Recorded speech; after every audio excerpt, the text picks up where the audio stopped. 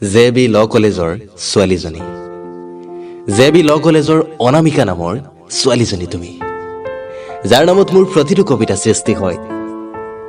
আকৌ কেতিয়াবা কোঠাটোৰ ডাষ্টবিনত সেইটো কবিতাই কবৰস্থ হয়। তোমাৰ সাহিত্য কলেজৰ কাষৰ কৃষ্ণচূড়াবোৰে জুম পাতি চাই থাকে, আৰু সেই ব্যস্ত মহানগৰীৰ চিটিবাছৰ মানুহবোৰ ইচ্ছাকৃতভাৱে কাষেৰে পাৰ হৈ যায় তোমাৰ সেনা কৰা চুলিৰ সুঘ্ৰাণ ল'বলৈ, তোমাৰ চকুৰ সত্যাকাৰী চাৱনি চাবলৈ। মিছ অনামিকা, মই সৌ তাহানিৰ পৰাই হৃদয়ৰ গোপন কক্ষত লিপিবদ্ধ কৰিলো তোমাৰ নাম। তুমি হয়তো নাজানা, দীঘলীপাৰৰ পুখুৰীত হেজাৰ হেজাৰ যুৱকে থৰ লাগি চাই থাকে তুমি যেতিয়া দুপাত্ৰাখন উৰুৱাই আহা।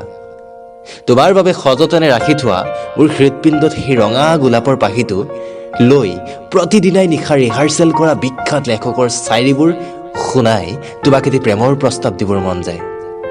হয়, এটি প্ৰেমৰ প্ৰস্তাৱ। মিছ অনামিকা, কেতিয়াও হয়তো কাৰ্যকৰী নহ'ব মোৰ প্ৰস্তাৱ, তথাপি প্ৰতিদিনে অপেক্ষা কৰি থাকিম JB ল কলেজৰ ৰোডত, প্ৰতিদিনে ৰৈ থাকিম তোমাৰ মিঠা হাঁহিটো চাবলৈ।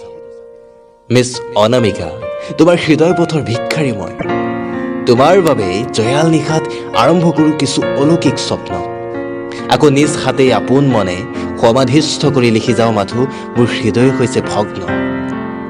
মিছ অনামিকা, আকাশ বতাহ কপাই চিঞৰি কৈ তোমাক লজ্জিত নকৰোঁ, মাথো তোমাৰ পিছে পিছে মই মিছা পৰিভ্ৰম কৰি ফুৰোঁ, নহ'লে যে মই থাকিব নোৱাৰোঁ।